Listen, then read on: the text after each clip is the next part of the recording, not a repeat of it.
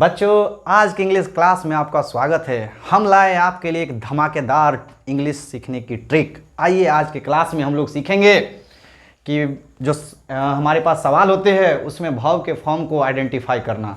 होता क्या है कि बहुत सारे ऐसे वर्ब के फॉर्म्स होते हैं जो बहुत ही कन्फ्यूजिंग नेचर के होते हैं। अब ऐसे वर्ब फॉर्म को पहचानना थोड़ा सा मुश्किल हो जाता है, लेकिन हमारे पास एक बेहतरीन शानदार ट्रिक है जिसके जरिए हम लोग आसानी से वर्ब के फॉर्म को पहचान सकते हैं। अब होता क्या है कि आप जानते हैं कि वर्ब के फॉर्म 5 होते हैं, V1, V2, V3, ING form और SES वर्ब के। कुछ वर्ब के फॉर्म्स जो होते हैं वो सेम फॉर्म में रहते हैं, कुछ वर्ब के फॉर्म्स जो होते हैं डिफरेंट फॉर्म में होते हैं। होता क्या है कि जैसे कि यहाँ पे एक सवाल को देखा जाए, Ram has played cricket, Ram played cricket. अब इस दोनों सवाल में देखिए, प्लेड यहाँ भी है, प्लेड यहाँ भी है। अब अगर आप अंदाज लगाते हैं कि ये प्लेड जो है वर्ब का कौन सा फॉर्म है, तो देखिएगा कि प्लेड जो है वो V2 भी है और V3 भी है। तो मन में आएगा कहीं ये V2 तो नहीं, या मन में आएगा कहीं ये V3 तो नहीं। आइए इस वर्ब के बारे में भी आपके मन में आएगा कहीं ये V2 तो नहीं, कहीं ये V3 तो नहीं। इस वर्ब के बारे में आएगा अरे ये वाक्ड है और यहाँ भी वाक्ड है। तो आप जानते हैं कि वाक का भी V2 और V3 फॉर्म क्या होता है, सेम होता है। फिर मन में वही प्रश्न, ये V2 है या V3, ये वर्ब का फॉर्म V2 है या V3, या ये तो बॉन्ड है, इसका तो मैं वर्ब का फॉर्म भी नहीं जानता हूँ। इसी प्रकार के अनगिनत सवालों के सिर्फ एक जवाब, और आज के क्लास में आपको सारे इस प्रकार के सवालों के जवाब मिलने वाले हैं। ऐसे वर्ब के फॉर्म की संख्या लाखों है और जिसे याद करना किसी भी स्टूडेंट्स के लिए ये जो है बहुत बड़ा मुश्किल सा काम है। तो आइए इसको कैसे हम सेकेंडों में सीखते हैं, थोड़ा सा बेसिक कंसेप्ट को अप्लाई करेंगे।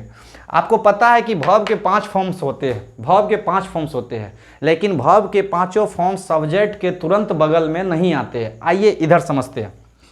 सब्जेक्ट के बगल में वर्ब का पहला फॉर्म आ सकता है, सब्जेक्ट के बगल में वर्ब का दूसरा फॉर्म आ जाता है, सब्जेक्ट के बगल में वर्ब का 5वां फॉर्म आ जाता है, लेकिन सब्जेक्ट के बगल में वर्ब का तीसरा फॉर्म और सब्जेक्ट के बगल में वर्ब का चौथा ING फॉर्म को नहीं लिखते हैं। क्यों नहीं लिखते यह सीखेंगे नेक्स्ट वीडियो में, लेकिन अभी हम लोगों को समझना है कि सब्जेक्ट के बगल में V1, सब्जेक्ट के बगल में V2 और सब्जेक्ट के बगल में V5 को लिख सकते हैं। सब्जेक्ट से दूर में लिखा जाता है V3 को और दूर में लिखा जाता है V4 को।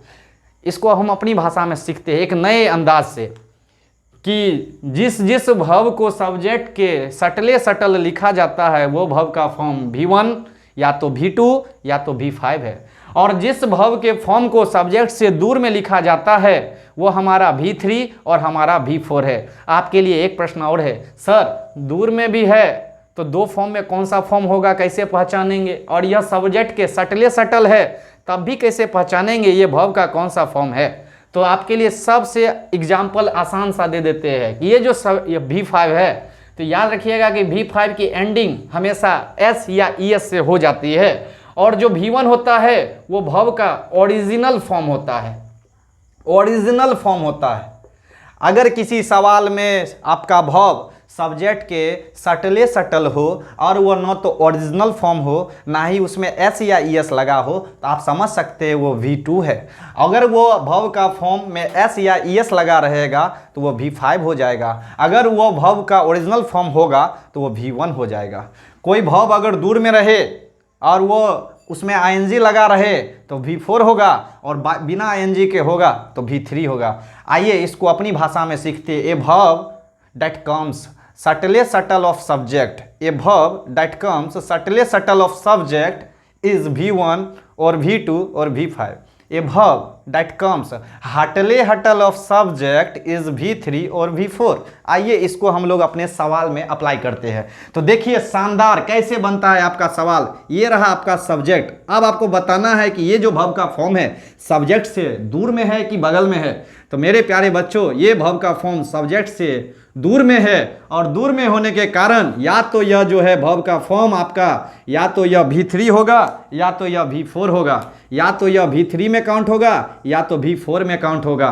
सब्जेक्ट से दूर या तो V3 या तो V4।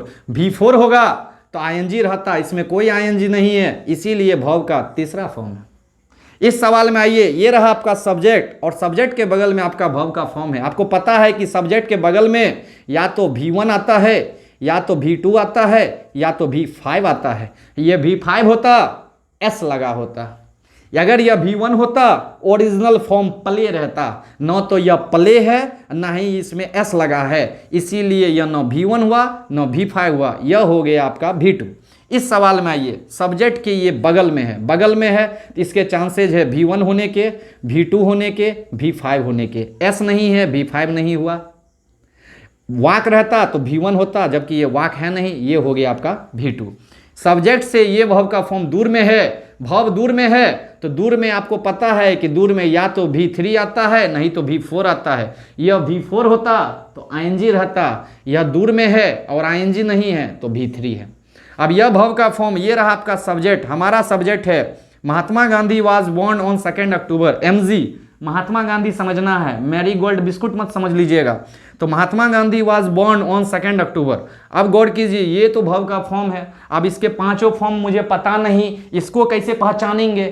तो इसके लिए आप वही कंसेप्ट को अप्लाई कीजिए। सब्जेक्ट से ये वर्ब का फॉर्म दूर में है, दूर में है, या तो यह V3 होगा या तो यह V4 होगा।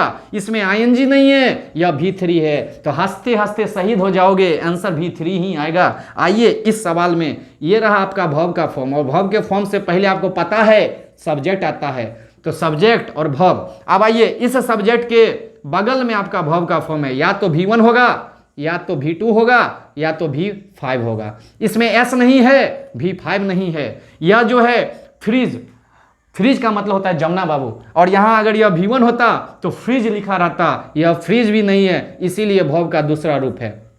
और इस प्रकार जो है बाबू हम लोग अपने इस ट्रिक से निकाल सकते हैं कि सटले subtle of subject is V1 V2 V5 और हटले हटल ऑफ सब्जेक्ट इज V3 और V4।